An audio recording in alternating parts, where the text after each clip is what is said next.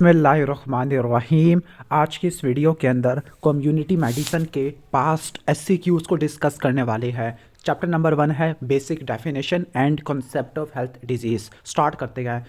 Question number 1, define vertical programme, define horizontal programme. What is programme? जब भी community medicine के अंदर definition आती है आपने उसके कीवर्ड को नोट करना है। नंबर 1, प्रोग्राम के बारे में कहा जाता है this is ongoing activity. Number 1, this is ongoing activity. Number 2, indefinite period of time तक की जाती है till the achievement of objective. The programme is defined as ongoing activity which is carried out for indefinite period of a time till the achievement of objective. Okay, तो इसको बोलते हैं programme. इसके example है EPI. अब programme दो type का होता है, वर्टिकल और हॉरिजॉन्टल। ऐसा प्रोग्राम जिसके अंदर सिर्फ एक एक्टिविटी हो या एक एक्टिविटी को इन्वॉल्व करता हो, this is the vertical programme. For example EPI है, या एड्स कंट्रोल प्रोग्राम है, लेप्रोसी कंट्रोल प्रोग्राम है, मलेरिया कंट्रोल प्रोग्राम है, या ट्यूबरक्लोसिस कंट्रोल प्रोग्राम है। तो किसी डिजीज़ का जो प्रोग्राम होता है, a single programme for a single activity, this is the vertical programme. जबकि हॉरिजॉन्टल प्रोग्राम की डेफिनेशन क्या होती है?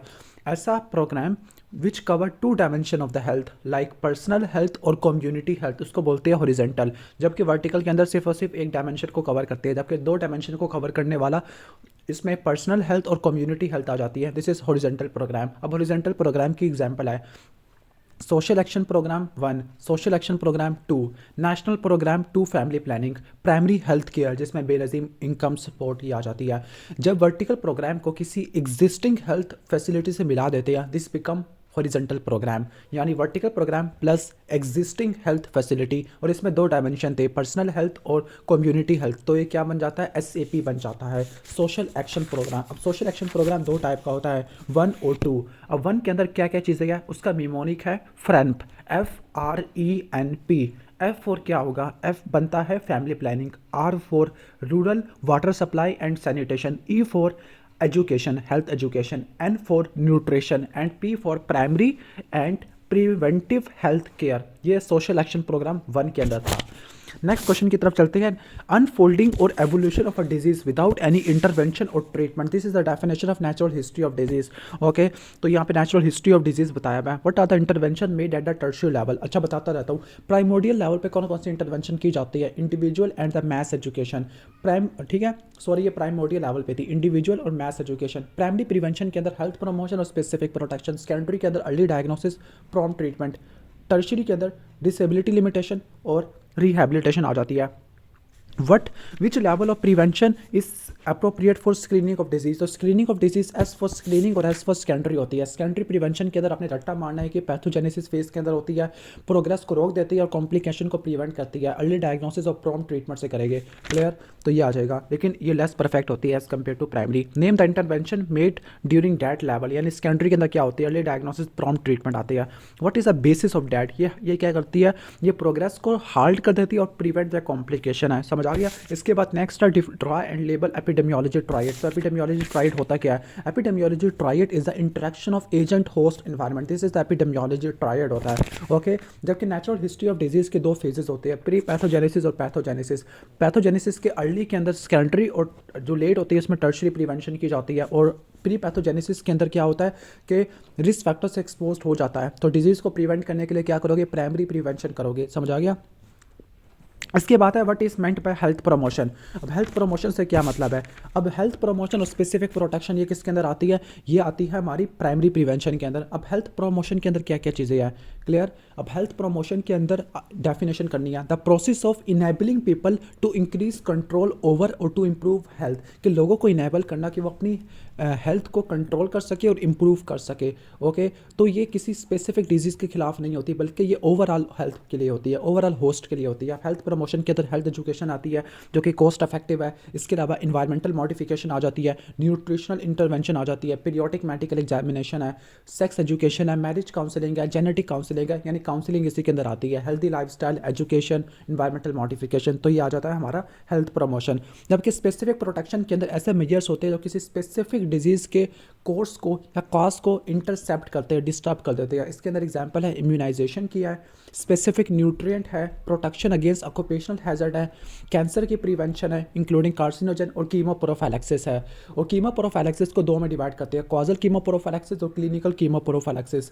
कॉजल के अंदर क्या होता है कि इसमें आपने प्रिवेंशन करनी है, किसकी, इन्फेक्शन की प्रिवेंशन करनी है bye early elimination of invading organism, और क्लिनिकल के अंदर आपने साइन सेप्टम को रिमूव करना है। और कीमो प्रोफाइलैक्सिस के आपको एग्जांपल भी आने चाहिए, मलेरिया के अंदर क्लोरोक्विन होता है, रियूमेटिक हार्ट डिजीज़ के अंदर पेनिसिलिन होता है, क्लियर। इसके अलावा एरिथ्रोमाइसिन और फर्स्ट डोज ऑफ वैक्सीन ये डिफ्थीरिया के खिलाफ होती है, रिफेम्पिसिन ये मेनिंजोकोकल मेनिंजाइटिस में होती है, आइसोनियाज़ाइड टीबी में होती है, टेट्रासाइक्लिन कॉलरा के पेशेंट में होती है। तो कहते हैं कि हेल्थ प्रमोशन एक्सप्लेन कर दिया। इसके बाद नेक्स्ट सिनेरियो है अर्ली डायग्नोसिस और प्रॉम्प्ट ट्रीटमेंट। तो अर्ली डायग्नोसिस के अंदर आपने क्या करना है, उस डिस्टर्बेंस को डिटेक्ट करना होता है और फिर आपने उसको ठीक करना होता है। तो यहाँ पर अर्ली डायग्नोसिस प्रॉम्प्ट ट्रीटमेंट है। पर what is mean by word social rehabilitation. तो रिहैबिलिटेशन होता क्या है, rehabilitation is the use of medical, social, educational, vocational measure for restoring और retraining the individual to the highest possible level of facility या function. Medical के अंदर क्या आपने फंक्शन को रिस्टोर करना है, आपको पेशेंट के अंदर डेली एक्टिविटीज़ परफॉर्म करने की कैपेसिटी को रिस्टोर करना, वोकेशनल के अंदर अर्निंग को रिस्टोर करना, अर्निंग कैपेसिटी को, सोशल के अंदर आपने फैमिली और सोशल रिलेशनशिप को रिस्टोर करना है। Okay, clear. इसके बाद नेक्स्ट क्वेश्चन की तरफ चलते ही जल्दी नेक्स्ट है avoid the underlying reason for the development of. अब यहाँ पर प्राइमरी लिखा हुआ है, इसका सही जवाब है प्राइमोडियल प्रिवेंशन होती है। इसका सही जवाब है प्राइमोडियल प्रिवेंशन है कि रिस्क रीजंस को अवॉइड करना for the development of concentration of SO2। अब SO2 क्या होती है, SO2 हमारा रिस्क फैक्टर होती है। तो रिस्क फैक्टर की डेवलपमेंट और इमरजेंस को प्रिवेंट करना, तो ये क्या आ जाती है, हमारी प्राइमोडियल प्रिवेंशन आ जाती है। अब इसके अंदर इंडिविजुअल और मैस एजुकेशन आ जाती है, क्लियर। तो यहाँ पर प्राइमोडियल आती है। नेम 3 लेवल, तो आपको ऑलरेडी एक्सप्लेन कर चुका हूँ। What measures are taken in general in the specific protection. तो स्पेसिफिक प्रोटेक्शन सेकंड लेवल के अंदर होती है। तो सेकंड के अंदर कौन कौन से मेजर्स आ जाते हैं आपके, क्लियर। तो नंबर 1 स्पेसिफिक प्रोटेक्शन के अंदर क्या आती है, एक होती है हेल्थ प्रोटेक्शन और एक स्पेसिफिक प्रोटेक्शन होती है। हेल्थ प्रोटेक्शन के अंदर 4 चीज़ें होती है, promotion of health, prevention of disease, curative and restorative medicine, clear. दो, एक promotion of health, prevention of sickness, curative and restorative आ जाती है। कीमो प्रोफाइलैक्सिस भी आ जाती है जिसमें कॉजल और क्लिनिकल है, और इसके अंदर इम्यूनाइजेशन भी आ जाती है, clear. Protection against occupational hazard है, ये सब चीज़ें आ जाती है। इसके बाद वर्ड में ये तो हो गया। Name the level of prevention already explain हो चुका है। टाइप्स ऑफ रिहैबिलिटेशन, तो types of rehabilitation medical, occupational, vocational, social, psychological होती है। इसके बाद है name 6 disease against which chemo prophylaxis can be done. Already explain कर चुका हूँ उनके ड्रग्स भी, फिर भी बता देता हूँ। पहले मलेरिया का नाम लेना है जिसमें क्या यूज़ करोगे, क्लोरोक्विन यूज़ करोगे। रियूमेटिक हार्ट डिजीज या रियूमेटिक फीवर, इसमें यूज़ करते हैं पेनिसिलिन, बेंजाइल पेनिसिलिन यूज़ करते हैं। इसके बाद नेक्स्ट है डिफ्थीरिया, डिफ्थीरिया में एरिथ्रोमाइसिन यूज़ करते हैं। मेनिंजोकोकल मेनिंजाइटिस में रिफेम्पिसिन यूज़ करते हैं। टीबी के अंदर आइसोनियाज़ाइड यूज़ करते हैं। कॉलरा के कॉन्टैक्ट को प्रिवेंट करने के लिए टेट्रासाइक्लिन यूज़ करते हैं। इसके बाद right note on primordial prevention. तो प्राइमोडियल प्रिवेंशन नंबर 1 नोट करना है कि it is use for development और इमरजेंस ऑफ रिस्क फैक्टर, ठीक हो गया। Like cancer, coronary heart disease, diabetes mellitus है। इसमें करते क्या, इसमें इंडिविजुअल और मैस एजुकेशन करते हैं। फॉर एग्जाम्पल अगर स्मोकिंग होती है जो कि क्रोनरी हार्ट डिजीज करवाती है, तो हमें इसको डिस्करेज करना है, तो डिस्करेज करना है तमाम रिस्क फैक्टर को। इसके बाद मेन ऑब्जेक्टिव और WHO है। WHO का मेन ऑब्जेक्टिव है attainment of highest level of health by all people. और WHO की क्या फंक्शन होता है, नंबर 1 गवर्नमेंट की हेल्प करना ताकि हेल्थ सर्विसेज को स्ट्रेंथन हो सके। नंबर 1 स्ट्रेंथन करना हेल्थ सर्विसेज को। नंबर 2 प्रमोट एजुकेशन, एजुकेशन को बढ़ाना। Number 3 nutrition, housing, sanitation, working environment को प्रमोट करना, इंप्रूव करना, ठीक है। इन सब में के स्टार्ट में प्रमोट आएगा। प्रमोट रिसर्च को प्रमोट करना, मेंटल फील्ड एक्टिविटीज़ को प्रमोट करना, कोऑपरेशन को प्रमोट करना, इन्फॉर्मेटिव डाटा को ऑब्टेन करना, वाइटल स्टैटिस्टिक्स और फैमिली हेल्थ को प्रमोट करना। तो ये 8 ऑब्जेक्टिव हो जाते हैं हमारे WHO के। नेक्स्ट क्वेश्चन है आइसबर्ग ऑफ डिजीज़ है। तो आइसबर्ग ऑफ डिजीज़ क्या होता है कि जो डिजीज़ होता है इसको हम स्पेक्ट्रम ऑफ डिजीज़ भी कहते हैं। जो डिजीज़ होता है हमारा किसी भी कम्युनिटी के अंदर हम इसको कंपेयर करते हैं विद अ स्पेक्ट्रम, ठीक हो गया। डिजीज़ इन कम्युनिटी में भी कंपेयर विद आइसबर्ग, जिसमें फ्लोटिंग टिप होती है, जो फिजिशियन देखता होता है इसको क्लिनिकल केसेस बोलते हैं। जो इसका सबमर्ग्ड पोर्शन होता है, डूबा हुआ पोर्शन होता है, इसमें हिडन पोर्शन है, इसमें latent, unapparent, symptomatic, pre symptomatic and diagnosed cases, carriers, ये सब चीज़ें आना शुरू हो जाती है। जो डिमार्केशन लाइन है उसको हॉरिजॉन्टल लाइन बोलते हैं। और कौन कौन सा डिजीज़ होते हैं, hypertension, diabetes, mental illness, malnutrition, anaemia, ये शो हो जाती है, ये सब मार्क्ड पोर्शन के अंदर होती है। अभी हाइपरटेंशन का पूछ रहे हैं, हाइपरटेंशन में रूल ऑफ हाफ है। रूल ऑफ हाफ का मतलब है कि जो only half of the hypertensive patient होते हैं पूरी दुनिया में, उनको अपनी डिजीज़ का पता होता है। ओनली हाफ ऑफ दोस्त जिनको पता है उनका ट्रीटमेंट हुआ होता है, और जिनका ट्रीटमेंट हुआ होता है वो असल में अच्छे तरीके से हुआ होता है। क्लियर। इसके बाद इंडिकेटर्स ऑफ हेल्थ की तरफ आ जाते हैं। Differentiate between the health care delivery system and the health care utilisation system.